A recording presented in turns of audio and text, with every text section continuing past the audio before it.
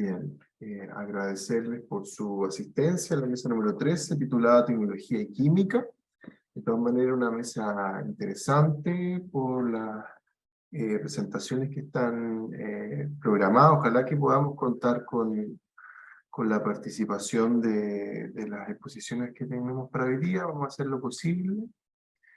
Y en cualquier caso, vamos a comenzar con nuestra primera expositora, Claudia Díaz Beas, quien nos va a presentar su ponencia titulada Detección electroquímica de neurotransmisores en sensores funcionalizados con monocapas, autoensambladas de aminotiofenol y tioguanina con nanopartículas de oro. Agradecerle a Claudia por su participación en esta mesa, que de todas maneras esperamos que sea muy interesante, y contamos con un tiempo programado de cerca de 20 minutos, de todas maneras con la posibilidad de que sea un tiempo flexible, de acuerdo como al tiempo que requiere también para su exposición, y también tenemos un espacio posterior de preguntas, comentarios, reflexiones en torno también a su presentación. Así que adelante, Claudia, si quisiera compartir una presentación, lo puede hacer ahora compartiendo la pantalla. Ok. Bueno. Muchas gracias, Horacio, por la presentación. Buenos días, ya casi buenas tardes porque estamos llegando al mediodía.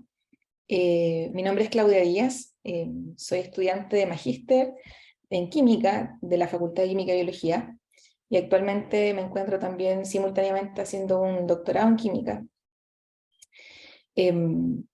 Bueno, saludarlo a todos los presentes, saludarles, y también con la motivación, y también estoy muy contenta de poder presentar mi trabajo, porque este es mi trabajo de tesis del magíster, y la idea es poder continuar y extender este trabajo para el proyecto de tesis del doctorado.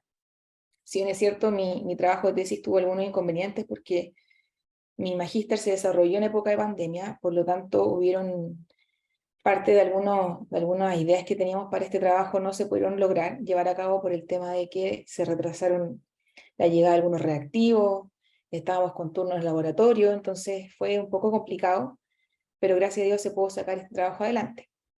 Así que bueno, voy a iniciar con mi presentación, denominada Detección electroquímica de neurotransmisores en sensores funcionalizados con monocapas autoensambladas de 4-aminotiofenol y 6-tioguanina con nanopartículas de oro.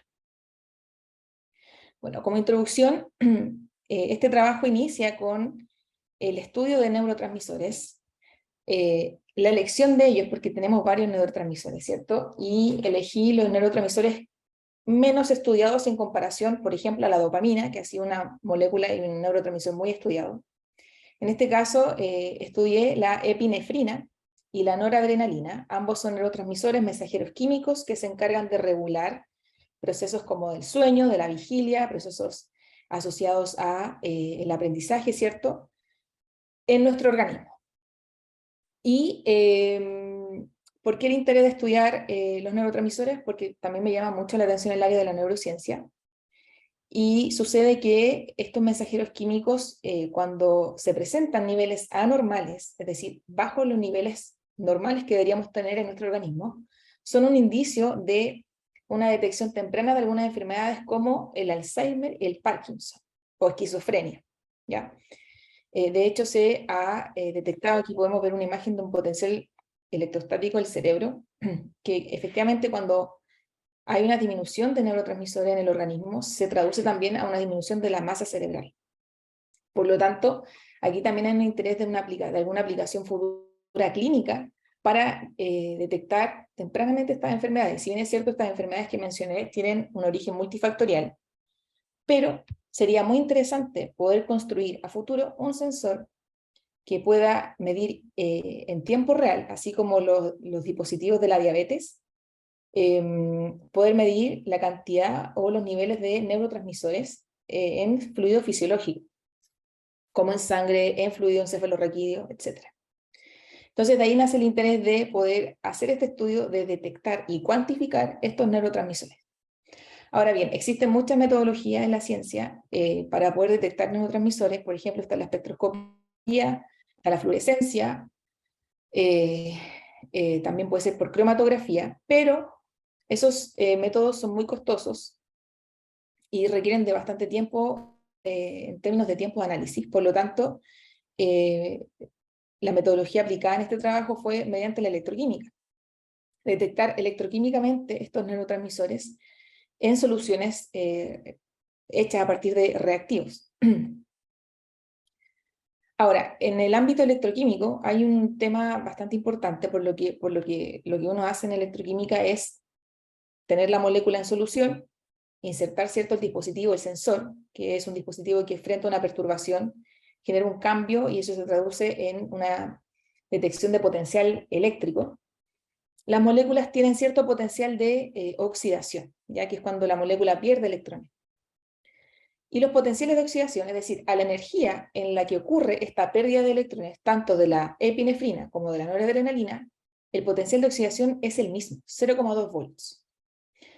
Entonces, además de eso, que también en los fluidos fisiológicos, tratando de poder simular un poco la realidad, también tenemos moléculas que son interferentes y también son electroactivas, que también se oxidan al potencial de 0,2 volts. Por lo tanto, aquí tenemos un inconveniente en el que, por ejemplo, si yo tengo una solución con los neurotransmisores y quiero detectar a cada transmisor, voy a tener un solapamiento de señal electroquímico porque todas las oxidaciones ocurren al mismo valor. ¿Qué se hace entonces en electroquímica? Lo que se hace es modificar estos sensores, estos dispositivos que son capaces de poder detectar, ¿cierto? Pero más allá de eso, poder otorgar la superficie para que ocurra la reacción redox, la reacción electroquímica. Entonces lo que se hace es modificar la superficie de estos electrodos. Entonces, los primeros inconvenientes que, bueno, uno que ya mencioné es el solapamiento de señales cuando las moléculas que queremos estudiar presentan el mismo potencial de oxidación. Y aquí yo coloqué el ejemplo del ácido ascórbico porque es un interferente electroactivo dentro de los fluidos fisiológicos y que tiene el mismo potencial de oxidación que los neurotransmisores. Entonces lo que se hace, ¿cierto?, es modificar la superficie del electrodo, este sensor, ¿cierto?, esta superficie metálica en donde vamos a llevar a cabo el proceso electroquímico, y modificarlos químicamente. ¿Para qué? Para facilitar el proceso de transferencia de carga, ya para que haya una permeación selectiva de estos analitos que estoy midiendo. Y la forma de modificar los electrodos es principalmente, por ejemplo, añadir estructuras como un ADN, moléculas biológicas, biomoléculas, también se usan nanopartículas de metales, se pueden también usar nanotubos de carbono y algunas estructuras ciertas que provienen del carbono como el grafeno, los quantum de grafeno. Estas son algunas opciones que se usan para poder modificar la superficie del electrodo. ¿Y cuál es el fin de modificar la superficie del electrodo? Efectivamente, es que estas señales electroquímicas se puedan separar para que no aparezcan solapadas y que haya una diferenciación de que el sensor fue capaz de detectar la epinefrina por separado, que fue capaz de detectar la noradrenalina, incluso también excluyendo cierto, al interferente que puede estar presente. Entonces, esa es la idea de modificar la superficie del electrodo. Ahora, ¿qué es lo que nosotros construimos? Fue un sistema del oro, yo usé un electrodo de oro, que ahí se puede ver en la imagen. Este electrodo de oro fue modificado con estas dos moléculas mencionadas en el título, que es el aminotiofenol, aquí tenemos la estructura del aminotiofenol, y aquí tenemos la estructura de la tioguanina. El aminotiofenol ha sido muy estudiado como agente modificante de superficies electródicas, y no así la tioguanina. Eso es lo interesante de este estudio, que de alguna manera tomamos una molécula que estaba muy estudiada y la comparamos con una que estaba escasamente estudiada. ¿Ya? La tioguanina en realidad tiene más estudios, se han reportado más estudios de ella en términos del área de la medicina, porque se ha comprobado que tiene una acción anticancerígena, una posible, positiva, cierta acción anticancerígena. Entonces lo que hicimos fue modificar la superficie del electrodo con estas dos moléculas, y sobre estas moléculas depositadas sobre esta superficie del electrodo, incorporar nanopartículas de oro. Por lo tanto, la hipótesis de trabajo fue la siguiente: la incorporación efectiva de nanopartículas de oro en superficies de oro 111, modificadas con SAMs, con monocapas autoensambladas de tioguanina y 4-aminotiofenol, generará un incremento de la sensibilidad en la respuesta electroquímica frente a la oxidación de noradrenalina y epinefrina para la detección selectiva de estos neurotransmisores.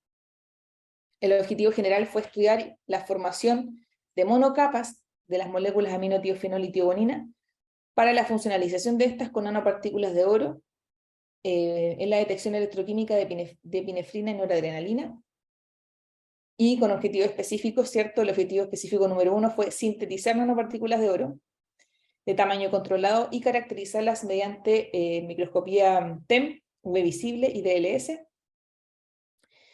El objetivo número 2, funcionalizar monocapas autoensambladas de tioguanina y aminotiofenol con nanopartículas de oro, confirmando la formación del enlace azufre-oro por vía electroquímica y AFM. El objetivo número 3, determinar la actividad frente a la oxidación de epinefrina y noradrenalina en los sistemas nanoestructurados, cuantificando su sensibilidad frente a la detección electroquímica. Y el objetivo específico número 4 fue correlacionar los límites de detección y cuantificación y sensibilidad en la detección de epinefrina y noradrenalina en base a la construcción de los sistemas nanoestructurados. Como sección experimental, lo primero que se llevó a cabo fue preparar el electrodo de oro. Estas placas se compran, son son superficies metálicas donde hay una capa muy finita de oro, y lo que se hace es someter a recocido esta superficie metálica, es decir, a una llama, con una llama de hidrógeno, a una temperatura aproximada de 650 grados Celsius. Se mantiene esa llama sobre la superficie para modificar, ¿cierto?, la superficie de los átomos de oro y lograr la configuración o la orientación cristalográfica 111. Por separado también se preparan las nanopartículas de oro usando el método de Turkevich, que es donde se usa una sal de ácido tetracloroáurico, y se reduce a calentamiento para formar estas nanopartículas de oro usando como agente estabilizante y reductor citrato de sodio. Con respecto a la preparación de estos sensores modificados, lo que se hace es preparar soluciones de estos dos reactivos, del aminotiofenol y la tioguanina, y luego de eso el electrodo se sumerge en estas soluciones durante 24 horas, luego se lleva secado con nitrógeno, gas nitrógeno, y después estos electrodos mismos se sumergen en la solución de nanopartículas de oro preparada, ¿cierto?, previamente por el método Turkevich, con una incubación, un tiempo de incubación de 3 horas. Y con respecto a resultados de discusión, en realidad la metodología es bastante simple, no es tan compleja la sección experimental.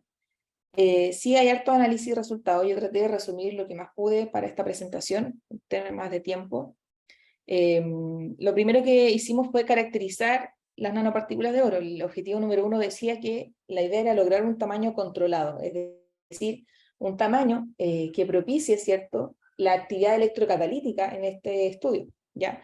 Por lo tanto, lo que se hizo fue comprobar el tamaño de las nanopartículas mediante un UV visible, espectroscopía UV visible, obteniéndose una banda de absorción de 521 nanómetros.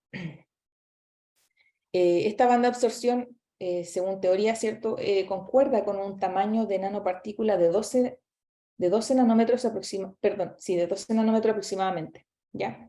Aún así, este tamaño de nanopartícula, no nos quedamos solo con la espectroscopía UV visible, se llevó a cabo un análisis de DLS para confirmar el tamaño promedio de las nanopartículas, porque si bien es cierto, no todas las nanopartículas formadas en esta solución coloidal tienen el mismo tamaño, ¿ya? Hay por ahí algunas dispersiones, pero lo importante es que el promedio fue confirmado, ¿cierto?, que son 12 nanómetros, y también se llevó a cabo un análisis, ¿cierto?, de micrografía TEM para comprobar que efectivamente las partículas o las nanopartículas tenían un tamaño bastante acorde a lo obtenido en los análisis anteriores, pero más allá de eso, verificar que no haya habido aglomeración de nanopartículas, como un racimo de uvas, por así decirlo. Entonces acá la imagen muestra que efectivamente las nanopartículas están separadas, aquí se ve que está como más negro, pero en realidad esto consiste en hacerle un zoom nomás a la imagen y ver efectivamente que no hubo aglomeración de nanopartículas cuando estas se formaron. Eso es importante porque es clave después para poder hacer la modificación de los electrodos. Con respecto a la caracterización de la superficie de oro desnuda sin modificar, se llevó a cabo un análisis de STM con el fin de comprobar las terrazas o las monoterrazas formadas para este oro 111. Estas imágenes obtenía, ¿cierto?, una resolución de 310 nanómetros, se verifica, ¿cierto?, los escalones, las terrazas, ¿cierto?, características de este oro 111, que tiene la orientación cristalográfica 111. Adicionalmente, también se hizo un análisis de difracción de rayos X para comprobar la presencia de este oro 111, que tengan los átomos esa orientación cristalográfica, obteniendo, ¿cierto?, que efectivamente el pic más alto en la intensidad del difractograma corresponde, ¿cierto?, comparándolo con el software, a el oro 111. Además de confirmar eso, mediante difracción de rayos X y microscopía, también hicimos un análisis electroquímico a la superficie de oro 111, que consiste en sumergir, ¿cierto?, el electrodo de oro en una solución básica para que ocurran procesos de óxido-reducción de los átomos de oro, de las primeras capas de la superficie. Y estos PIC son característicos, estos PIC que aparecen aquí en este gráfico de corriente versus potencial, son característicos del oro de la orientación 111, ya de procesos de oxidación y reducción de los óxidos de oro. Así que con esto ya hemos confirmado que obtuvimos la superficie que queríamos. Bueno, aquí este estudio muestra la modificación de los electrodos con las monocapas autoensambladas. En este estudio lo que se muestra principalmente es que varios análisis, por ejemplo, que a mayor tiempo de incubación, porque lo que hicimos fue incubar las placas de oro a diferentes tiempos para determinar si efectivamente a mayor tiempo, mayor recubrimiento, mayor cantidad de moléculas que formaban, ¿cierto?, esta modificación en el electrodo, a mayor tiempo de incubación, efectivamente había un mayor recubrimiento de las moléculas tioguanina y aminotiofenol. ¿Ya? Y esto se hizo por voltamperometría, la técnica voltamperometría, que lo que se hace es llevar a cabo un proceso de oxidorreducción. Efectivamente, una desorción, lo que se hace es incubar las placas de oro y luego con una aplicación de potencial generar que estas monocapas se salgan de la superficie electródica, o sea, un proceso de desorción electroquímico, con el fin de comprobar efectivamente después la carga asociada a esa superficie electródica, con estos ciclos de desorción de ambas moléculas, ¿ya? Ambas moléculas tienen un átomo de azufre, y es el azufre, lo voy a mostrar aquí, el azufre es el que forma enlace químico con la superficie del oro, ¿ya? Por lo tanto aquí estamos viendo la desorción de estos grupos tiolatos de ambas moléculas.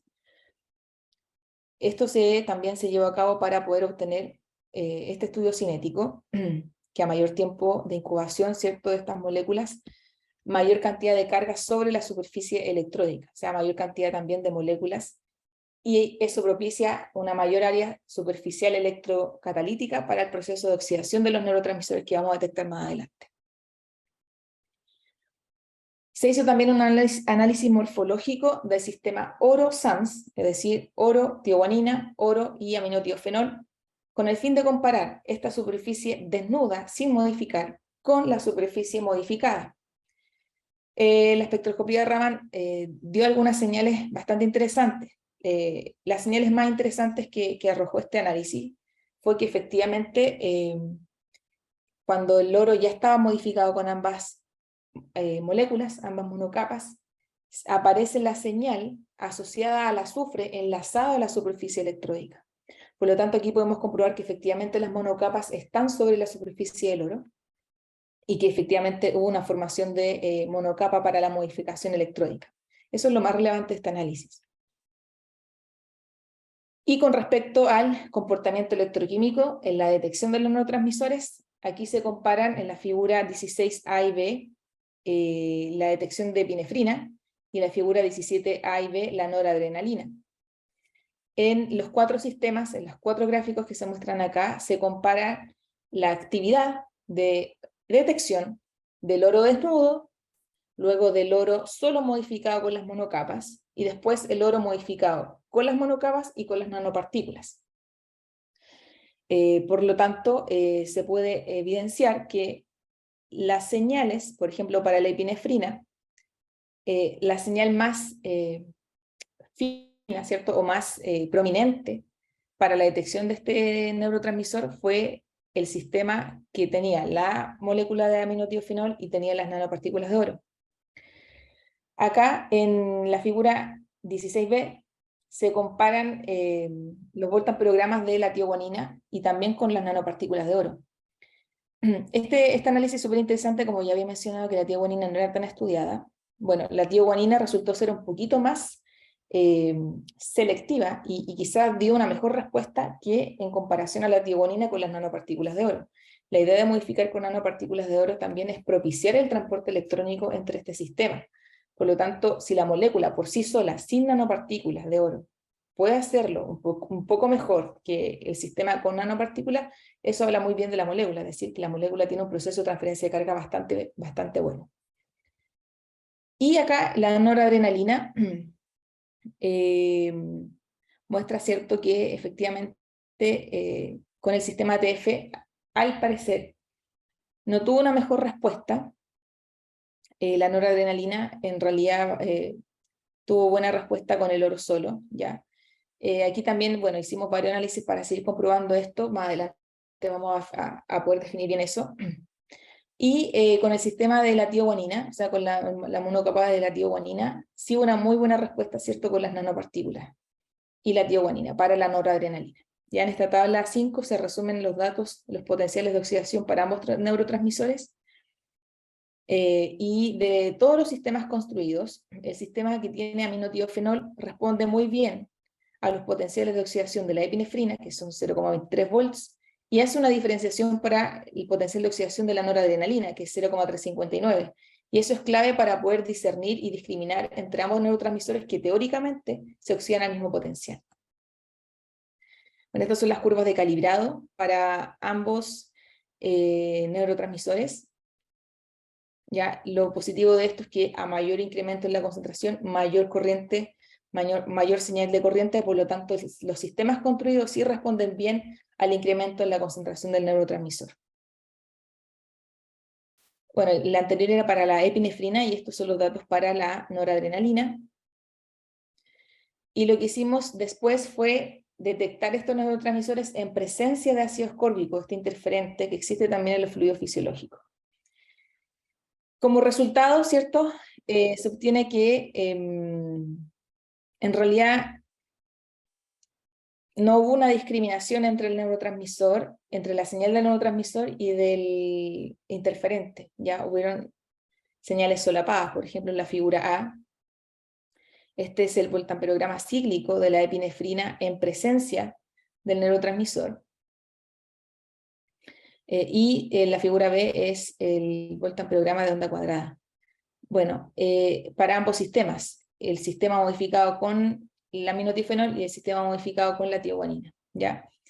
Ocurre lo mismo con la noradrenalina, si bien hay corrimientos de señales, pero en realidad, claro, no hubo una discriminación, ¿cierto?, en detectar por separado a los neurotransmisores con el interferente. Pero sí es positivo destacar que cuando construimos la curva de calibrado, el sensor sí era capaz de discriminar el aumento en la concentración del neurotransmisor a medida que íbamos añadiendo, ¿cierto?, cantidades de forma creciente de este reactivo. Por lo tanto, claro, está detectando el ácido ascórbico, sí, pero el incremento de la concentración de los neurotransmisores también lo está haciendo, así que esa parte es positiva. Y lo último que se hizo fue también llevar a cabo un estudio de estabilidad del electrodo. Se hicieron mediciones luego de 7 días con el electrodo y también puede llevar a cabo un estudio de repetibilidad. Esto solo fue aplicado para la epinefrina porque bueno, tuvimos el problema con uno de los reactivos, así que no pudimos hacer el análisis comparativo con la noradrenalina. Por lo tanto, bueno, los resultados del estudio de repetibilidad del electrodo es un porcentaje menor al 10% de desviación estándar, así que eso es positivo. Y el sistema sí responde bien luego de pasar 7 días sin usar el electrodo. Siempre la idea ha sido en el futuro poder aplicar esto, llevarlo a algo más grande, en el sentido de que se pueda también aplicar como un sensor que sea que pueda medir ciertos neurotransmisores como lo se hace con el sistema de la diabetes, ¿cierto? Usan esos electrodos, esos sensores para detectar la glucosa en sangre. Bueno, la idea es llevar a cabo esto, por eso hicimos este estudio de repetibilidad y también para darle confianza al estudio de que el electrodo no solamente dura o funciona el día que se hace la medición o las pruebas, sino que también dura después de 7 días, el electrodo sigue manteniendo la formación de la modificación que se hizo con los SAMs y con las nanopartículas. Así que los estudios de repetibilidad dieron unos porcentajes de desviación estándar bastante buenos, bastante aceptables. Con respecto a las conclusiones, bueno, se logró sintetizar las nanopartículas de oro, confirmado su tamaño por visible del SITEM, siendo su tamaño promedio de 12 más menos 2 nanómetros. Se logró también llevar a cabo la funcionalización de los electrodos con las monocapas autoensambladas de tioguanina y aminotiofinol, y esto siendo confirmados por Raman, por espectroscopía Raman y microscopía TEM. También se logró, ¿cierto?, confirmar la orientación cristalográfica del oro de la superficie electródica, que era 111. También se logró determinar la actividad del sensor frente a la oxidación de ambos neurotransmisores, y se concluye que el sistema con aminotiofenol responde mucho mejor por separado, ¿cierto?, los dos neurotransmisores, pero sí tiene un nivel de detección más alto para la epinefrina por sobre la noradrenalina. Como conclusión, también se correlacionaron los límites de detección, cuantificación y sensibilidad a la detección de epinefrina y norepinefrina. El sistema de oro con aminotiofenol y nanopartículas presenta un límite de detección de 5,8 y 8,6 para epinefrina y noradrenalina respectivamente. Y el sistema de tioguanina presenta un límite de detección de 7,21 y 1,68 para epinefrina y noradrenalina respectivamente. Los sistemas modificados, ¿cierto?, no mostraron una señal de diferenciación electroquímica para los neurotransmisores en presencia del ácido ascórbico del interferente. Aún así, ambos sistemas respondieron bien al incremento en la curva de calibrado en presencia de este interferente. Y finalmente, el estudio de repetibilidad de ambos sistemas nanoestructurados dio como resultado un porcentaje de RCD de 6,88, 6,58 para el sistema con aminotiofenol y el sistema con tioguanina, siendo un valor bastante aceptable porque, analíticamente hablando, que sea menor al 10% es un valor que se acepta y está conforme. Y esta ha sido mi presentación. Agradezco, ¿cierto?, a la organización Vivo por esta instancia de poder presentar mi trabajo de tesis de magíster. Agradezco también siempre con mucho orgullo a mi profesor tutor, doctor Juan Francisco Silva, que ha sido y es un excelente tutor, un excelente guía, y que ha sido fundamental durante todo este proceso que hemos llevado a cabo durante pandemia. Y bueno, a ustedes, ¿cierto?, como oyentes de este trabajo, también le agradezco su atención. Muchas gracias. Muchas gracias, Claudia. Te enviamos un aplauso virtual. Ahí por ahí hay unos gestos, emoticones. Gracias. Por tu gran presentación. De todas maneras, esperamos que genere preguntas, reflexiones, comentarios, que los vamos a retomar al final de esta mesa para dar paso a la siguiente presentación en este momento. Está por ahí Lisach Pierre. Vamos a ver, tenía algunos problemas con el audio, vamos a ver si se pudieron resolver para que podamos contar con su presentación. No sé si nos escuchas por ahí, Lisach. Sí, la estoy escuchando. Perfecto, Lisach. Vamos a contar con tu presentación entonces, que lleva el título de Desarrollo de un indicador colorímétrico a base de nanopartículas metálicas para el monitoreo del deterioro de la carne de pollo y o pescado, con potencial uso en envases inteligentes. Adelante, Lisach. A todo el barrio conoce. Sí. Puedes presentar a continuación. Tienes 20 minutos disponibles. Bueno, empiezo a compartir. Eso era más fácil porque esto solo se maneja por correo y ya está. O sea, en nuestro ¿Se ve? O sea, uno normalmente hace todo por correo. Pero Sí, cuando sí, directo, se ve bien. Siempre personalmente. Cuando lo pido, voy con el administrador y lo pido. No, igual lo conseguí. Ok, Y se- mejor, no te mostré a ti, el del, porque eso puedes pedir a la PDI también, pero debes tener actualizado ahí. Buenas tardes a todos. Mi nombre es Lisach Pierre.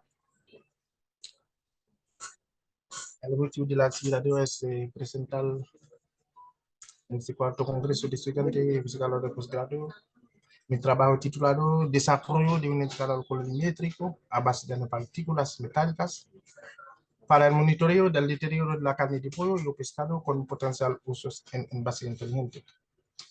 Este trabajo está desarrollando en el Centro de Innovación en Envase y Embalaje, la de Chile, bajo la dirección del doctor Julio Bruna Bugueno. Este trabajo se presentará en el siguiente orden de contenidos: una introducción, una hipótesis, objetivos generales objetivos específicos, metodología, los resultados obtenidos hasta la fecha, conclusión y agradecimiento. A modo de introducción, se puede decir que en la actualidad, uno de los productos alimenticios de mayor consumo que puede tener ventaja sobre la carne roja es la carne de pollo, debido a que contiene altas cantidades de energía, proteínas, vitaminas, minerales, bajo nivel de grasa y colesterol, bajo precio dependiente del tiempo y alto valor nutricional. Por otra parte, otro tipo de alimentos musculares, según Sancol 2017, que también es esencial, es el pescado, debido a que tiene grasa saludable, entre 2,5 a 6%, omega 3, tiene proteína de alta calidad, hierro, fósforo, zinc y selenio, tiene vitaminas y minerales. Sin embargo, uno de los problemas de este tipo de alimentos es su alta perecibilidad, pudiendo llegar a deteriorarse durante la cadena de distribución por reacción enzimática o por contaminación microbiana. Aquí se ve. Dando lugar a liberación de distintos productos metabólicos que pueden ser tóxicos para el organismo humano, como la histamina, la cadeverina, el amoníaco, la trimetilamina, la dimetilamina, distintos productos sulfurosos y productos metabólicos como la propanona, acetona, también ácido acético. En la actualidad, una de las tecnologías que pudieran ayudar a controlar la calidad del producto en el interior del envase son los denominados envases inteligentes. Existen diferentes tipos de envases inteligentes. Unos son más sofisticados que otros son más amigables, en los cuales se pueden disponer de un indicador colorimétrico, como tenemos este ejemplo aquí. Tiene una tinta inteligente que tiene este color blanco, pero cuando el producto empieza a deteriorarse, cambia de color de blanco a este negro. El envase inteligente tiene las siguientes funciones: detección, contención, conveniencia, también seguimiento. Y también puede aplicar lógica científica. Todo eso permite alargar la vida útil del producto alimenticio. A continuación tenemos la hipótesis. La hipótesis de este trabajo es la incorporación de nanopartículas metálicas capaces de detectar compuestos producidos por la degradación de la carne en matrices poliméricas. Permitirá desarrollar indicadores colorimétricos capaces de informar mediante un cambio de color cuando la carne de pollo y pescado se encuentran en condiciones óptimas para su consumo en tiempo real. el objetivo general que tenemos es desarrollar una película indicadora mediante la técnica de casting a base de nanopartícula metálica y un polímero biodegradable que sea capaz de indicar mediante un cambio de color cuando un proyecto cánico envasado con el pescado es apto para el consumo. Tenemos los siguientes objetivos específicos para el desarrollo del indicador colorimétrico. Tenemos la sintetizar y caracterizar las nanopartículas de plata y oro por métodos químicos. Luego, caracterizar las nanopartículas mediante técnicas físico-químicas. En tercer lugar, tenemos que evaluar la capacidad indicadora de las nanopartículas obtenidas y obtener la película indicadora mediante la técnica de casting. Caracterizar la película indicadora, evaluar la película indicadora in vitro, utilizando simulantes de condiciones de deterioro y evaluarlos en condiciones en vivo en base a alimento con productos cárnicos. La metodología se organiza de la siguiente manera, como acabo de decir: síntesis, las partículas, síntesis y caracterización, luego la evaluación, en tercer lugar, el desarrollo y caracterización de las películas, evaluación in vitro y en vivo. Como material se utiliza espectrofotómetros visibles, análisis analizado al termogravimétrico para determinar la estabilidad térmica de las nanopartículas y el método de casting. Y como resultados, ahora tenemos la síntesis de las nanopartículas. La síntesis de las nanopartículas de plata y oro se lleva a cabo mediante métodos químicos, donde se utiliza un precursor y un reductor y estabilizador. El precursor que es utilizado en caso de las nanopartículas de plata es el nitrato de plata. Y en caso de las nanopartículas de oro, utiliza como precursor el ácido tetracloaurato de sodio. Y el estabilizador para ambas nanopartículas fue el citrato trisódico, que actúa como reductor y estabilizador. Y al sintetizar las nanopartículas se obtiene un pico de absorbancia de 443 nanómetros. Eso es similar a trabajos anteriores, gracias a los identificadores anteriores, donde dicen que las nanopartículas de plata y oro tienen una absorbancia en el rango de 380 nanómetros hasta 750 en caso de la nanopartícula de plata, y en el caso de la nanopartícula de oro de 500 hasta 700 nanómetros. Detección de la etilendiamina. He utilizado la etilendiamina como una molécula test, también es uno de los productos de la carne. Sí, para eso se utiliza un ml de nanopartícula de plata y un ml de etilendiamina. En ambas nanopartículas se utiliza un ml, 1 a 1. Y se observa aquí un desplazamiento del pico de absorción de 443 nanómetros hasta 453 nanómetros. En las nanopartículas de plata y en el oro se observa dos picos, un pico a los 520 nanómetros y otro pico a los 702 nanómetros.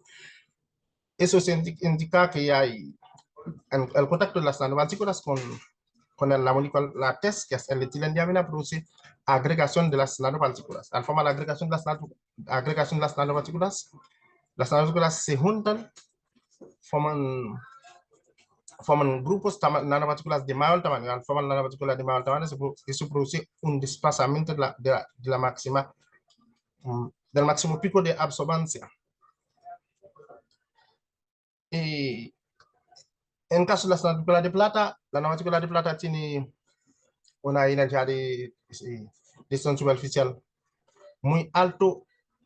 Eso crea una inestabilidad de las nanopartículas. Eso impide que las nanopartículas tienen la capacidad de evitar el proceso de agregación de las nanopartículas. Seguimos con la caracterización de las nanopartículas de plata. En la caracterización de las nanopartículas de plata se utiliza la misma molécula test, que es el etilendiamina, a diferentes concentraciones, entre 10 partes por millón hasta 1000 partes por millón. Y se observa cómo se cambia el pico de absorbancia, o lo que se llama la resonancia de plasmón de superficie. Pasa de 443 nanómetros hasta 463. Y se observa también un ensanchamiento de los picos. Eso se debe a la formación de grupos de las nanopartículas.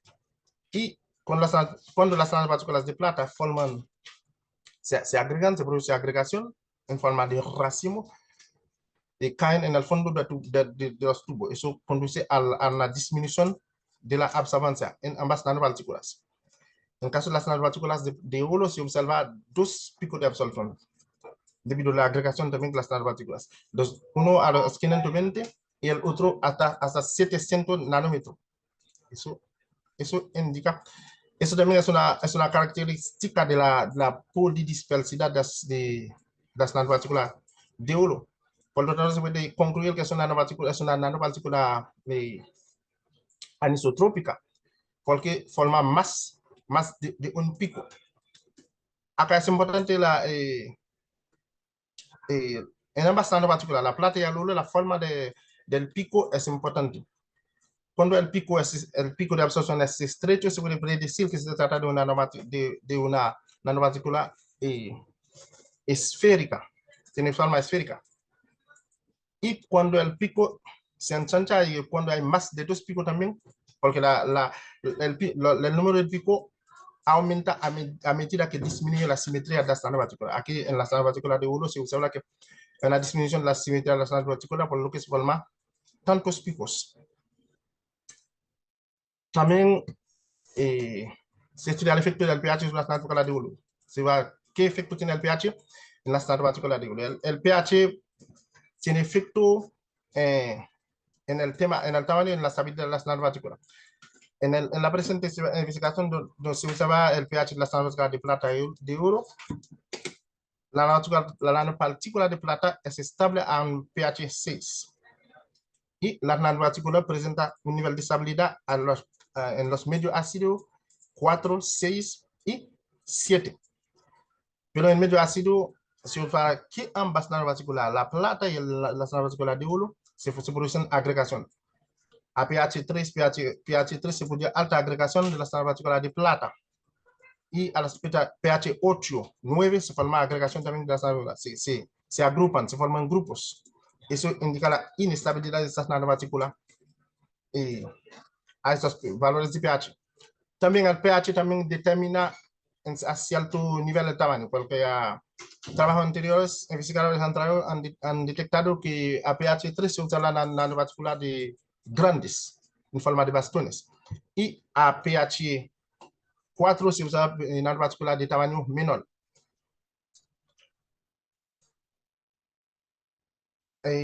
Análisis espectroscopía infrarrojos de Fourier. Esta técnica es importante para evidenciar la presencia de las nanopartículas. Como se evidencia aquí la presencia de las nanopartículas, aquí tenemos el citrato, el aspecto visible del citrato trisódico, que tiene un pico que se observa entre 3.600 y 3.200 centímetros menos 1, que corresponde al estiramiento, a la vibración de estiramiento del grupo OH. Pero al entrar en contacto con las nanopartículas, al recubrir, porque es el reductor estabilizador, al recubrir las nanopartículas de plata y oro, se observa hay un desplazamiento de los picos, un ensanchamiento de los picos. Eso evidencia la presencia de las nanopartículas. Eso evidencia que se sintetizan las nanopartículas. Este pico que se observa a las 2.372, 2.309 corresponde a la vibración de estiramiento carbono-hidrógeno. El pico que se observa a los 1.696, más o menos 4 centímetros, menos 1, eso es característico del grupo carboxilo. Es característico del grupo carboxilo que se asocian a la superficie de las nanopartículas de oro. Y los picos que se observan a los 1.578, más o menos 4 centímetros, y 1.390 centímetros menos 1, estos primeros picos corresponden a la vibración de estiramiento asimétrico del grupo carboxilo, del citrato trisódico. Y estos grupos también a 1.390 centímetros menos 1 es característico del grupo carboxilo, del carácter asimétrico, estiramiento simétrico del grupo carboxilo. Y estos picos que se observan a este nivel, 1281, 1079, corresponden a los enlaces carbono-oxígeno. Análisis demográfico de las termografimétrico de la estrada particular de plata y oro. Aquí se usa para determinar la estabilidad térmica de la estrada particular de plata y oro, se realiza análisis termografimétrico. Se observa que la estrada particular de plata empieza a degradarse a los 115 grados Celsius, mientras que la estrada particular de oro empieza a degradarse a los 165 38 grados Celsius. La temperatura máxima de degradación de la estrada particular de oro ocurre a la velocidad máxima de absorción ocurre a 140 de degradación ocurre a 148 grados Celsius, mientras que en la plata ocurre a los 187 grados Celsius. La pérdida total de masa hasta los 800 grados Celsius es igual a 37% para para el oro y 29% para la plata. Eso indica que una de las estrellas particulares es más estable, hay más estabilidad de la estrella particular que el otro. Paso en el tercer motivo, que es el desarrollo de la película indicadora. Para el desarrollo de la película indicadora se utiliza el alginato de sodio. El alginato de sodio a 2% peso por sitio y se utiliza también el alginato de sodio combinado con la estrella particular de oro para formar la película indicadora y el alginato de sodio con la estrella particular de oro y la molécula test que es etilendiamina para detectar si habrá cambio en el conector de la película con el indicador colorimétrico. Espectroscopía infrarrojo de las películas indicadoras. Aquí se usaba también un estiramiento, vibración de estiramiento entre 3600 y 3000 centímetros menos 1, corresponde a vibración de estiramiento del grupo OH del alginato de sodio. Al estar en contacto con la estrella particular de oro y el etilendiamina también produce cambio. En caso de la estrella particular de oro con el alginato de sodio, se observa que hay un ensanchamiento de los picos, ahí hay modificación, se produce una modificación. Pero en el caso, cuando se añade la etilendiamina a la película indicadora, para usar cualquier cambio de color, se produce una reducción de masa. Se produce una reducción de masa de la película. Eso puede deberse a que el alginato de sodio es una molécula hidrofílica. Es una molécula hidrofílica, aunque la nanopartícula de oro le confiere cierta estabilidad, por hacer una molécula hidrofílica, al estar en contacto con el etilendiamina, produce una disminución de masa. Análisis termografimétrica de la película indicadora. Se observa que el alginato de sodio con la nanopartícula de oro, el alginato de sodio, la nanopartícula de oro y la etilendiamina. La temperatura de gas inicial es 49,1. Y en el oro empieza a los 47 y casi no hay diferencia significativa, empieza a los 49.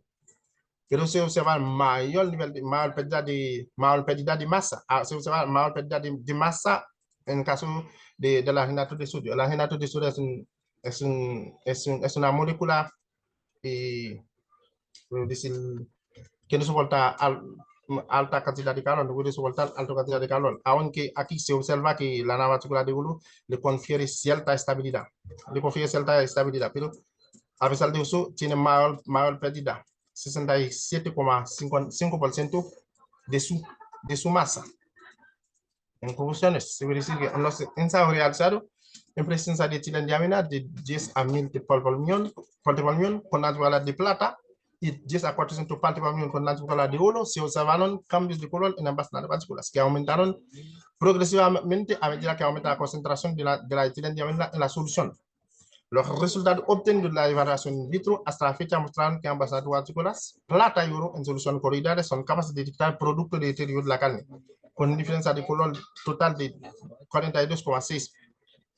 Los resultados preliminares obtenidos de la película indicadora en presencia de la etilendiamina mostraron cambio de color con la diferencia total de color a 33,93. Los resultados del FTIR del alginato de sodio mostraron un cambio funcional del ácido grupo funcional de ácido manúlico a un número de onda de 869 centímetros y ácido urónico a un número de onda 939 centímetros. Y finalmente los resultados obtenidos con la comparación de la partícula metálica al ainato de sodio muestran la factibilidad de desarrollar una película indicadora para detectar el producto de deterioro de la carne. Y precisamente mis agradecimientos al Comité de Servicio Regular, al Programa de Financiamiento Basal SENENA, a la Beca de Excelencia para extender la vicerrectoría de posgrado, a la Beca de Investigación posgrado vicerrectoría de la Universidad de Santiago y la Beca Nacional de Doctorado de la Agencia Nacional de Investigación y Desarrollo, ANID. Muchas gracias. Agradecer a Lisach, un aplauso también que le enviamos virtual, nuestras felicitaciones también por su excelente presentación en el cuarto congreso de este año. En honor al tiempo vamos a pasar inmediatamente a la siguiente presentación, la última ponencia de esta mesa, en donde nos va a acompañar Estefanía Sepúlveda, que por ahí está conectada. ¿Se escucha? Sí, se escucha bien, Estefanía. Ok. Sí, muchas gracias por tu asistencia. Cuéntanos. No, quería saber si podía compartir o no pantalla. Sí, adelante, puedes compartir. El título de la presentación de Estefanía que nos comparte hoy día es Recristalización durante el recocido continuo de lesiones metálicas con estructura cúbica. Así que le dejamos la palabra y también tiene sus 20 minutos para luego de eso pasar a la ronda de preguntas, comentarios, reflexión. Muchas gracias, Estefanía.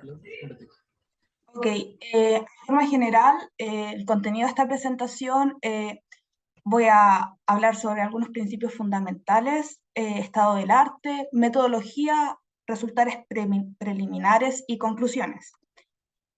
Es necesario comenzar definiendo ciertos conceptos como orientación cristalográfica, que es la posición de los planos atómicos de un volumen de cristal respecto a una referencia, como se observa acá. Y lo Perdón, que es una textura cristalográfica. Estefanía, disculpa que te interrumpa, tienes la cámara desactivada por si acaso. Ah, ok. Solo se ve tu presentación. Ahí sí, ¿Ahora? ahí ¿Sí? sí, ahora sí, perdón. Ok, ya, no hay problema.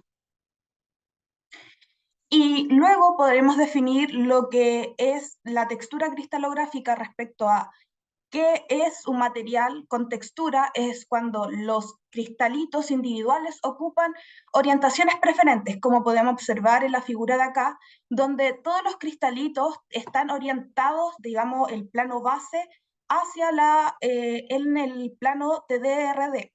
Mientras que en caso contrario, cuando tenemos orientaciones aleatorias, como en la imagen de acá, este material no se encontraría texturizado.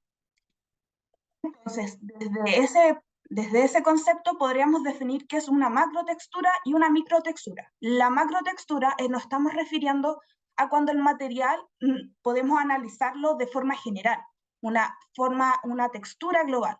Y la microtextura es cuando obtenemos una muestra de este material y analizamos una de las superficies dentro de este material. Para la macrotextura existen las técnicas de neutrones, difracción de rayos X, mientras que microtexturas tienen electrones, técnicas basadas en SEM y técnicas basadas en TEM. En mi proyecto doctoral estoy trabajando con técnicas basadas en SEM, donde voy a explicar a grandes rasgos en qué trataría. En el SEM, el beam de electrones interactúa con la superficie de la muestra, generando electrones retrodispersados. ¿Qué es lo que sucede? El beam de electrones interactúa con los planos de la muestra, generándose bandas de Kikuchi, que en una definición general podríamos decir que es la imagen de los planos, es la forma que podemos visualizar los planos de la muestra, y es captada por una cámara de fósforo, que luego por una cámara de baja intensidad o una CCD es captado todos estos patrones de Kikuchi y luego procesados con un software, donde podemos obtener distintos tipos de información respecto a nuestro material. Podemos obtener, por ejemplo, la cuantificación de fases, podemos obtener el límite de grano tanto de alto ángulo como bajo ángulo, podemos obtener también lo que es la calidad, digamos, de la imagen, podemos obtener la que es la figura de polos inversa, o, por ejemplo, podemos obtener que es el Kernel Average Misorientation, que está relacionado con las misorientaciones o las desorientaciones, digamos, que existen en cada uno de los píxeles dentro de las imágenes que se generan. Con eso, quiero pasar a hablar un poco respecto a mi proyecto en específico y por qué para mí es importante el análisis de textura, fundamentalmente en metales. El recocido en metalurgia es conocido porque queremos recuperar ciertas propiedades que son perdidas cuando el material es deformado. Sin embargo, cuando el material es deformado, existen además ciertas estructuras dentro de la deformación, donde en general podemos clasificarla dentro de clasificarla, por ejemplo, dependiendo de la energía de falla de apilamiento. La energía de falla de apilamiento es un concepto termodinámico que está relacionado a que todos los materiales, digamos, están ordenados de forma periódica y cuando esta periodicidad se interrumpe existe una falla, digamos, de apilamiento.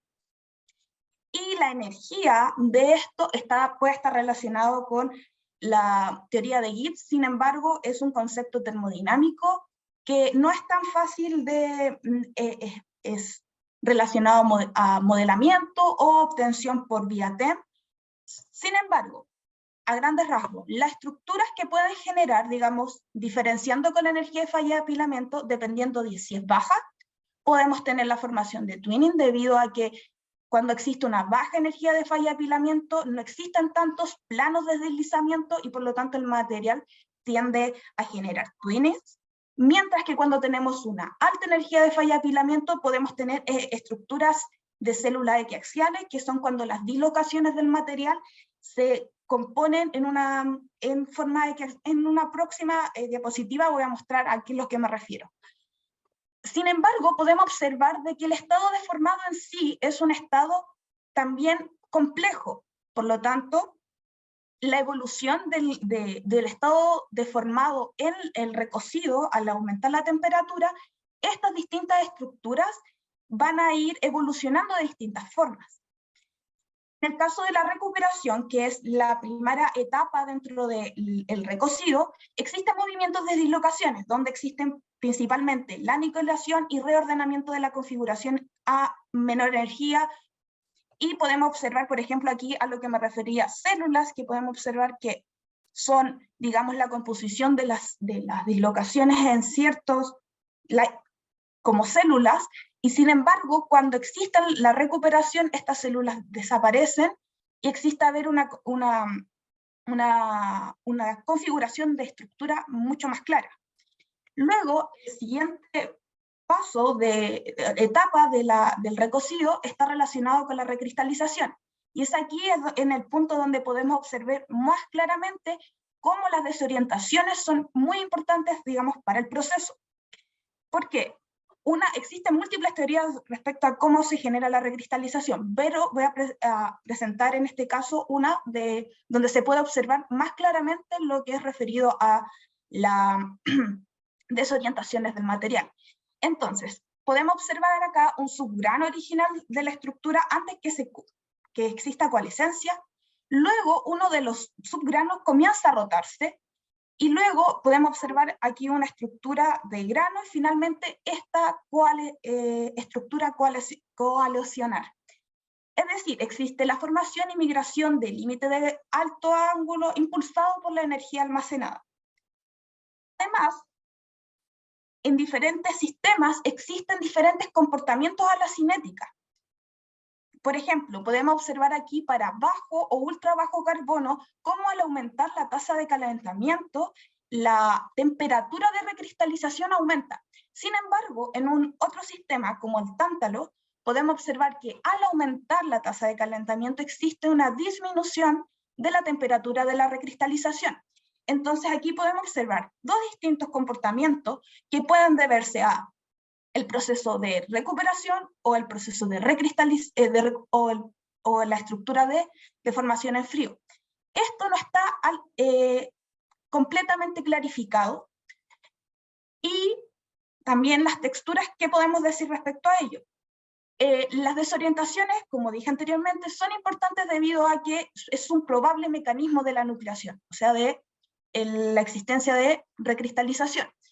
Y también hablé de que existía la estructura de deformación en frío y la estructura de, finalmente, de recristalización. Podemos diferenciarlas, diríamos, en estructura FSC o BCC, y la estructura FSC la podemos clasificar, las texturas a grandes rasgos, dentro de la energía de falla apilamiento. Entonces, podemos observar, por ejemplo, aquí, las primeras figuras, una estructura de cobre que tiene una energía de falla apilamiento aproximadamente media, mientras tenemos otra de latón que es baja, y observamos que estas son figuras de polo, donde si no están tan asociados a ellos, es una extrapolación de las orientaciones del material, pero podemos observar, digamos, que son completamente distintas. Ahora bien, para las estructuras BCC no es tan simple, porque dependiendo de la forma de formación, si es heterogénea o homogénea más referido a los sistemas de formación de Taylor, o heterogénea, donde existen orientaciones más distintas, digamos, a lo que la teoría de Taylor nos indica, y además el porcentaje de deformación, existen diferentes combinaciones. Pero lo que sí sabemos es que existe una fibra alfa y una fibra gamma. Ahora bien, ¿qué sucede? Estas texturas deben desarrollarse luego en recristalización. Cuando tratamos de nuevo en FSC, podemos hacer una clasificación respecto a la energía de falla de apilamiento, mientras que en BCC no es tan claro. Podemos observar que aquí existen dos distintas cinéticas, es el mismo material, en la misma deformación en frío, pero distintas temperaturas que fueron asociadas, y podemos observar distintas cinéticas de recristalización y distintas texturas. La metodología para enfrentar esta problemática, el primer experimento que voy a exponer es realizado con acero IF, Interartisanal Free. Se escogió este material porque es un material muy utilizado dentro de la industria, en el área de automovilístico, en el área de latas, y se deformaron en frío a 4 diferentes reducciones, 75 a 90. En este caso voy a presentar los resultados de 75%. Te digo que este trabajo tiene aproximadamente 5 meses realizándose. En futuro espero mostrar más resultados respecto a esto. Y luego se realizó un recocido continuo, pero con imposición de gradiente de temperatura. A las muestras se dimensionaron como rectángulos, como se observan acá, y se pusieron una masa de cobre. ¿Por qué la masa de cobre? Porque necesitaba la disipación rápida de la temperatura y de esta manera imponer este gradiente de temperatura. En uno de los extremos estuvo a una temperatura aproximadamente 800 grados Celsius. Aproximadamente cada uno de los puntos fueron evaluados. Estos puntos blancos son termocuplas que se posicionaron dentro del material para poder monitorear cada uno de estos puntos. Y tenemos, por ejemplo, el primer punto, que es el de acá, donde tenemos una tasa, tenemos el segundo punto, que sería la muestra de acá, el tercer punto, que serían en la muestra de acá, que es aproximadamente ya 320 grados Celsius, el cuarto punto, el quinto y el último. Y además se realizará un corte transversal por razones que voy a mostrar dentro de los resultados. Se puede observar de que existen distintos, digamos, tratamientos térmicos dentro de la misma muestra, porque tenemos distintas tasas de calentamiento, tenemos distintos tiempos de mantenimiento. Por lo tanto, el primer resultado que voy a mostrar es la muestra deformada en frío. Aquí podemos ver la imagen de la figura de polos inversa y además la función de distribución de orientaciones. La función de distribución de orientaciones nos muestra de forma, digamos, más cuantitativa las texturas del material. Si hacemos un zoom en el material, podemos observar que tenemos bandas de deformación, además tenemos sectores donde no está muy claro cuál es la orientación predominante. Acá en la figura, la función de distribución de orientaciones, podemos observar que esta es la fibra alfa, donde podemos observar que existe, y tenemos la fibra gamma. Entonces dije, ¿cuáles son mis granos que representan la fibra alfa? ¿Cuáles son los granos que representan la fibra gamma? Los de color verde son los relacionados a la fibra alfa, y los de color amarillo son los relacionados a la fibra gamma. Donde, como mencioné, las desorientaciones son sumamente importantes. Entonces, al relacionar desde el punto acá, cuáles las desorientaciones dentro de este grano de fibra alfa, podemos observar de que no son grandes desorientaciones dentro de este grano.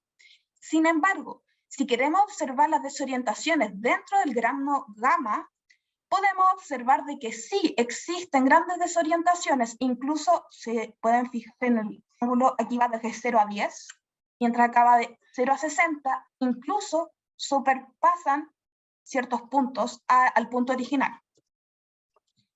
Por lo tanto, podemos observar de que existe dentro de la estructura deformada al menos 3 tipos de grano, alfa, gamma, y que están relacionadas a distintas a distintas desorientaciones dentro del grano, y además tenemos estructuras compuestas donde existen orientaciones donde no están clasificados dentro ni de la gamma ni de alfa, pero es dentro de la estructura del material. Ahora, cuando el primer punto no se observaron grandes cambios dentro de la textura, el segundo comenzaron a observarse diferentes intensidades del material. Acá se observa ya a 600 grados Celsius que comienzan a existir ciertos granos recristalizados, y además la fibra gamma comienza a ser mucho más ancha y tener mucho más presencia dentro de mi función de distribución de orientaciones. Y finalmente tenemos acá la muestra ya recristalizada, donde tenemos fibra gamma ampliamente desarrollada. Como les dije, esto es un trabajo, estos son resultados preliminares, ya que este trabajo tiene dentro de 4 o 5 meses.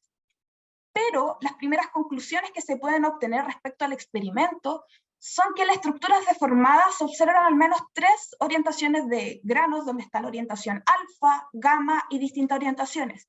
Ahora, el siguiente paso, como observan, sería saber cuál de estas distintas orientaciones de granos generan más granos, más nucleación respecto a otros. En las muestras deformadas en frío se observa la formación de la fibra alfa y de la fibra gamma, y existe un desarrollo de las texturas donde comienza a disminuir la intensidad de la fibra alfa y aumentar la intensidad de la fibra gamma. ¿Cuál es el trabajo a futuro? Estos es un trabajo que partimos con acero IF, donde las muestras con pic de temperatura, como el que mostré, ahora se buscará el estudio de la evolución de distintas estructuras deformadas con variación de temperatura, o sea, observar si existen bandas de deformación, cuántas bandas de deformación, bandas de corte, si existen otros tipos de estructuras de deformación que puedan estar ceñidas a las texturas. Además, análisis de parámetros de EBSD que sean sensibles a los cambios de temperatura peak, como puede ser el CAM, como mostré anteriormente, GAM, o distintos tipos de parámetros dentro de la técnica que puedan discernir respecto a cuál es sensible o no a estos cambios que pueden existir, sobre todo en recuperación. Y el corte transversal se realizará para poder estudiar la cinética, donde podemos observar y tenemos aproximadamente 1% o menos de recristalización, y en el otro punto tenemos aproximadamente 100% de recristalización, o sea, en 5 centímetros más o menos, tenemos desde 1% de recristalización hasta 100% de recristalización. Por lo tanto, este corte transversal no podrías decir cómo es la evolución de la cinética de recristalización. Y además se realizó ya con este material, y se va a realizar con los otros, un estudio de pre-recovery, que es generar un tratamiento térmico a una temperatura donde solamente la recuperación sea la etapa la etapa fundamental dentro del material, y por lo tanto analizar cómo generan cambios, si generan cambios las texturas, si genera algunas modificaciones dentro del material y poder analizar a más profundidad las zonas de recuperación. Y además, esta metodología se va a repetir para otras estructuras con distintas energías de falla de apilamiento relacionadas a FCC, seguir trabajando también con otras estructuras BCC, pero también realizar algunos experimentos con estructuras FCC. Algunas de las referencias citadas dentro de esta presentación, agradecer también a ANID y a la Universidad de Ghent, que me ofrece la posibilidad de poder trabajar con estas técnicas.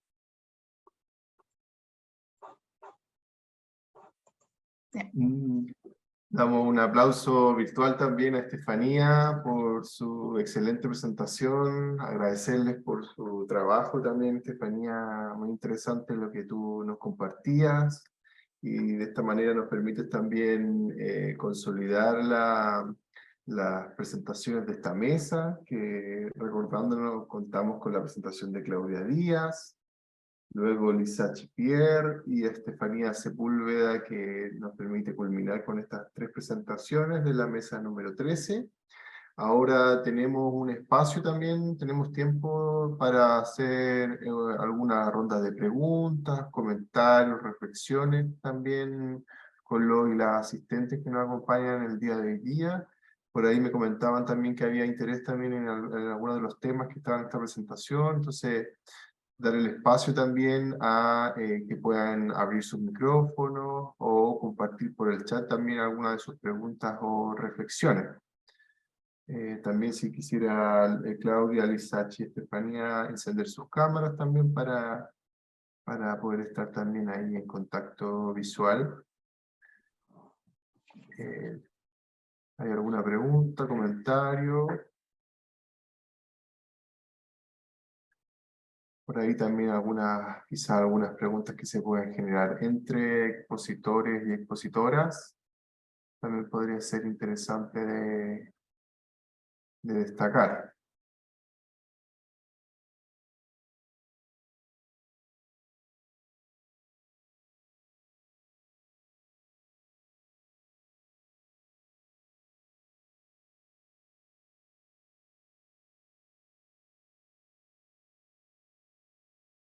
¿Alguna pregunta, un comentario?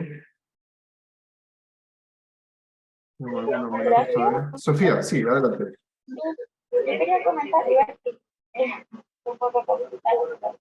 Quería dar las gracias a todos los oradores.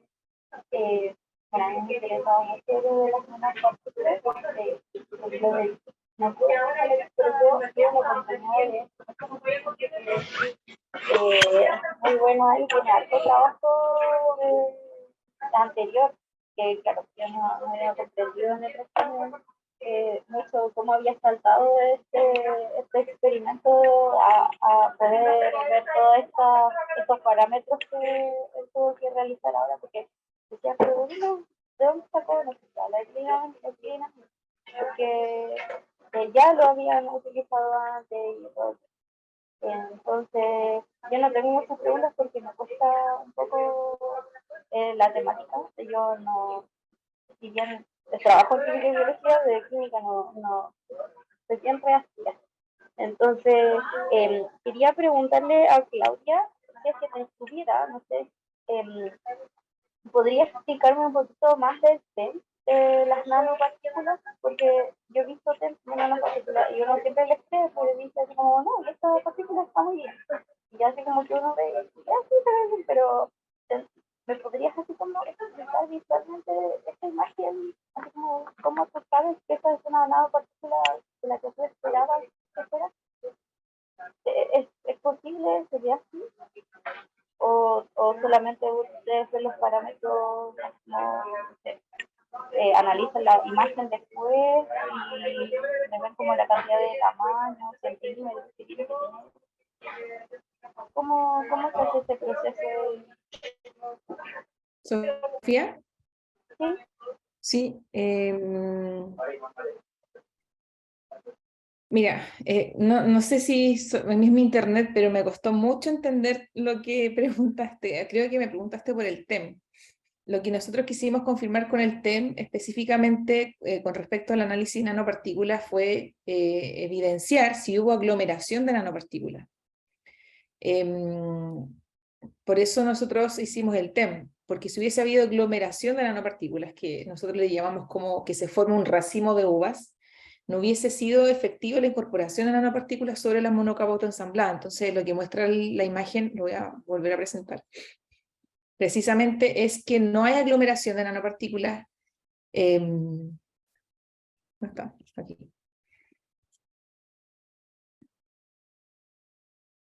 Acá. Claro, la imagen estaba chiquitita, pero si yo acerco esto un poco, entendiendo que el equipo obviamente puede dar mayor resolución a medida que uno va extrayendo las imágenes, las nano están separaditas entre ellas. Eso es lo que queríamos ver con el tema, ¿ya?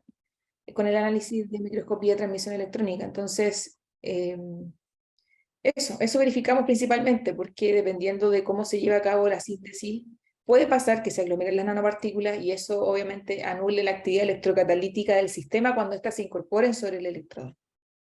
Ese era el fin. Ah, muchas gracias. Muchas gracias. Ahí no había entendido bien. Sí. Perfecto, Claudia, muchas gracias por tu respuesta. Ahí también Sofía comentaba por el chat también sobre la pregunta que estaba haciendo. Darle quizá la posibilidad también a Estefanía, Claudia, Lisach, quizás de si tienen algunas preguntas con sus pares expositores. Quisiera Bueno, quizás indagar.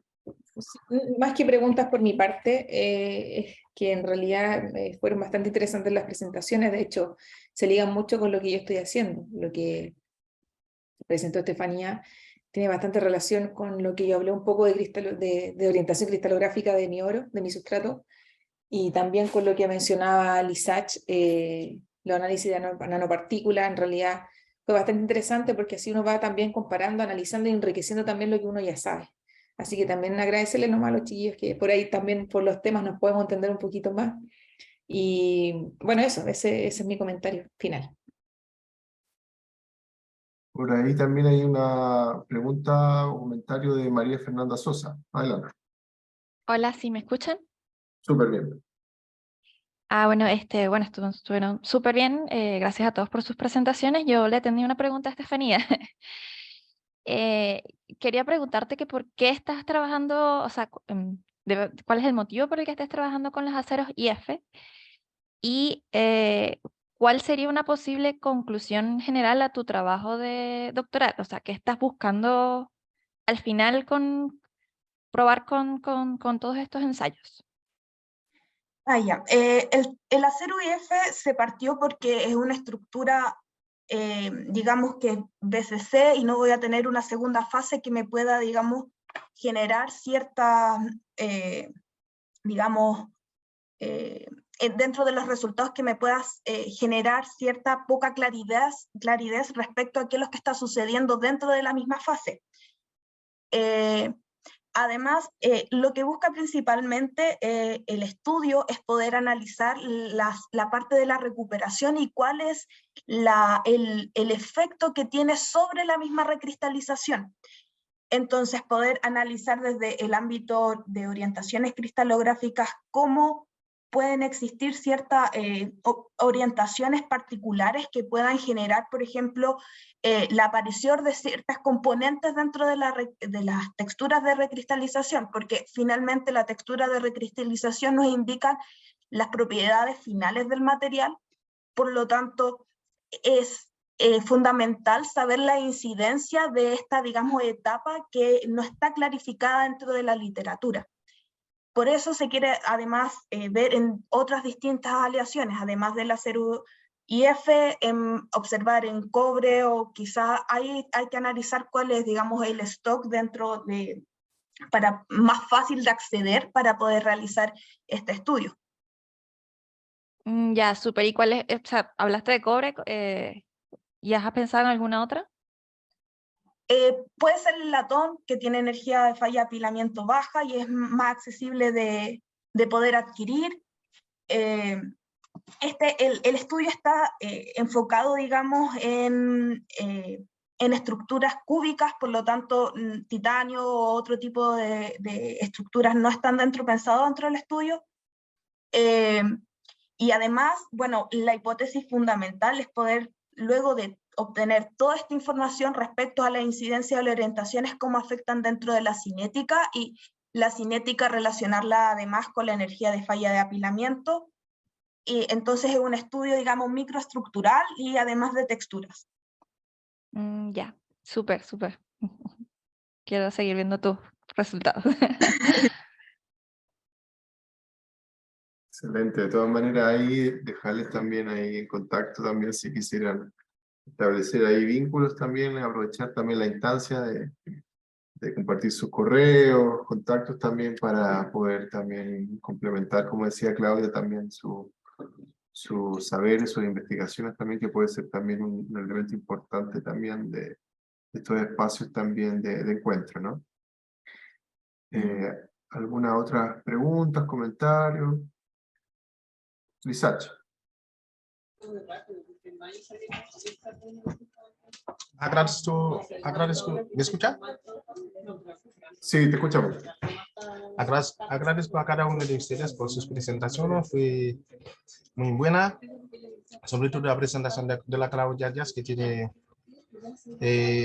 ciertas similitudes con mi trabajo sobre la estándar particular de oro. En caso de ella no quiere que las estándar particulares se agregan, o se forman grupos, pero en mi caso sí necesito cuando se están en contacto con los analitos que se agregan, porque lo que estoy buscando es el cambio de color, que estoy buscando que produzca cambio de color para poder detectar, porque lo que estoy haciendo es un indicador colorimétrico, pero fue muy buena todas las presentaciones, así como le presento mis agradecimientos y mis felicidades. Gracias. Excelente, Lisach, muchas gracias. Horacio, yo tengo una consulta para Estefanía. Adelante, Hola, Cristian. Estefanía, ¿qué tal? A ver, Hola. la compañera, ¿qué tal? Qué gusto verte después de tanto tiempo. Hola a todos. Respecto a las orientaciones cristalográficas que mencionabas, ¿cómo pretendes estudiar cuál de estas genera mayor grado de nucleación? Y la segunda es, ¿cómo vas a estudiar la cinética de recristalización? ¿Vas a hacer cortes y vas a ir viendo a distintos tiempos? Esas son las dos preguntas. Ya, la primera pregunta está relacionada a cómo podía generar la relación entre orientaciones, los granos con distintas orientaciones cristalográficas con la nucleación. Si como mostré, por ejemplo, si analizábamos uno de los granos con orientación alfa, no tenía grandes misorientaciones, mientras que desorientaciones entre un grano, o sea, en el grano, mientras que la gamma sí tenía muchas. Entonces, a partir de esto, poder observar dónde se genera mayor, en qué tipo de granos se genera mayor cantidad de nucleación, y eso también poderlo relacionar con algún parámetro dentro de IBSD, como puede ser el GAM o puede ser el mismo CAM, y poder ir analizando en comparativa para darle estadística también a aumentar el número, digamos, de imágenes, digamos, no de imágenes, de análisis de IBSD de la misma muestra, y así poder tener algo más estadísticamente fiel respecto a el parámetro que quiero analizar y los distintos granos. Como observé, ya se pueden clarificar que existen 3 distintas agrupaciones en el caso de aceros y F, y poder analizar dónde se genera mayor cantidad de nucleación haciendo distintos cortes. Entonces, como mostré, primero voy a hacer este corte transversal y luego cada uno de estos cortes transversal tengo detectada la temperatura y el tiempo. Entonces Perfecto. podría obtener la cinética que cada uno de los puntos dentro de este mismo corte transversal. Perfecto. Es como lo que nos enseñaban, ¿te acuerdas? Lo de la probeta, ¿cómo se llama ese Sí, es ensayo? como el experimento Yomenin, Sí, pero al revés. ese mismo. En vez de Sí, enfriar, es exacto. calentando. Sí. Ah, Sí, es como perfecto, la sí, misma súper. idea, pero al revés. Maravilloso. Muchas gracias, Estefanía. Muchas gracias, Cristian, también por hacer estas preguntas. ¿Algunas últimas preguntas, comentarios?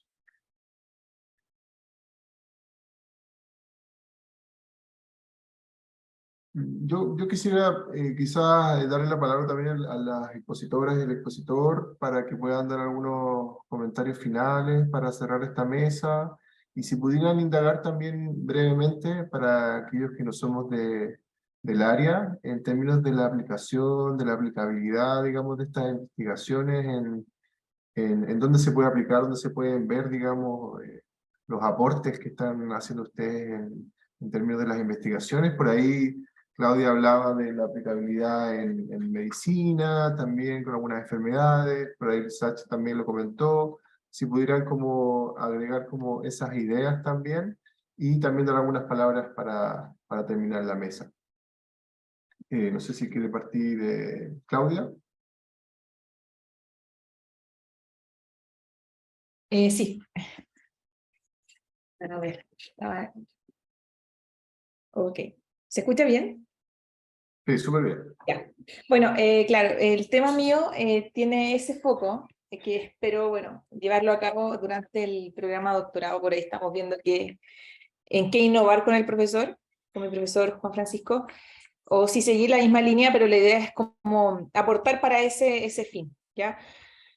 De hecho, el estudio quedó más o menos, no pudimos continuarlo porque queríamos incluso simular un fluido fisiológico, y para eso necesitamos, ¿cierto?, los reactivos que no llegaron a tiempo, por lo tanto tuvimos que detenerlo solo como con la aplicación de los neurotransmisores, pero hubiese sido interesante aplicar los fluidos fisiológicos.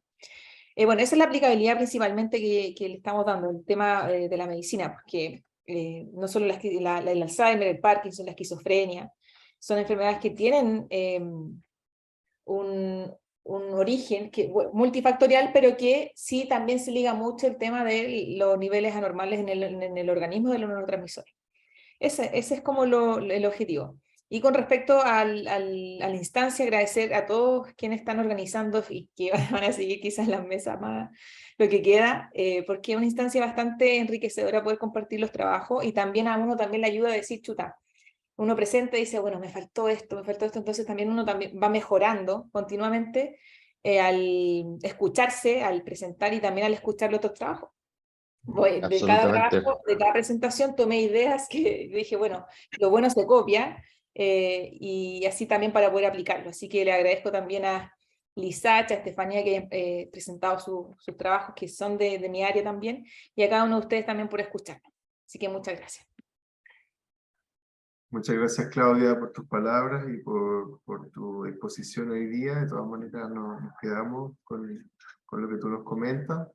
Ahora darle el espacio final también a Lisach, si quisiera dar algunas palabras.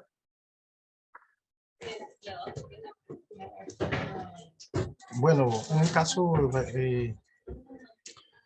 a la aplicabilidad de mi trabajo, del indicador colorimétrico que estoy desarrollando, es en el área de envase, para envase inteligente. Si llego a desarrollar completamente el indicador colorimétrico a base de nanopartícula metálica, ayudaría a detectar en tiempo real la frescura de la carne en envase inteligente. Eso es la aplicabilidad directa. Así como muchas gracias. Muchas gracias, Lisach, también. Estefanía, contigo vamos a dar término a la mesa. Bueno, la aplicación de mi estudio va en pro, además de mejorar modelos de recristalización de distintos materiales dentro de la industria. Es un proceso altamente utilizado, el recocido, por lo tanto, va en favor de mejorar, digamos, modelos, generar ciertos entendimientos dentro de la teoría, y la aplicabilidad es debido a que las texturas, como dije, finalmente son las propiedades mecánicas, magnéticas del mismo material, poder a través de esta investigación poder mejorar además ese tipo de propiedades que están completamente relacionadas. Además, agradecer a la USACH por generar este tipo de instancias de divulgación de nuestros trabajos, de divulgación científica, poder ver las exposiciones de temas que mi lado es más metalúrgico, pero observar dentro de la química, por ejemplo, las orientaciones también son un punto importante de análisis, o poder observar cómo el mejoramiento, digamos, de los mismos procesos de los alimentos, que es algo importante, sobre todo ahora que está todo completamente industrializado, es algo que da tranquilidad de que haya investigaciones al respecto. Y eso, finalmente agradecer la oportunidad de mostrar mi trabajo, que básicamente llevo 4 o 5 meses realizando. Espero en el futuro presentar mayor cantidad de información al respecto, pero en general muchas gracias. Muchas gracias a ti, Estefanía. De todas maneras, te esperamos también en la próxima versión del Congreso, también si quisieras compartirnos tus avances también en la investigación. Y bueno, de esta manera terminamos con la mesa número 13, Tecnología y Química, una mesa muy interesante, con la que pudimos contar con 3 exposiciones, que de todas maneras después vamos a difundir a través de la grabación en este formato de video que logramos. Y de esta manera hacemos el paso también en esta misma sala virtual a la siguiente mesa, que va a comenzar en breves minutos más, Tecnología e Ingeniería, que contamos con Luis Manuel Pastén y Cristian Gino Ramírez como moderadores principales, y bueno, ahí vamos a ir contándole más en detalle para quienes quieran quedarse también están invitados e invitadas a seguir participando. Así que muchas gracias por ahora, y en un par de minutos vamos a retomar con la siguiente mesa.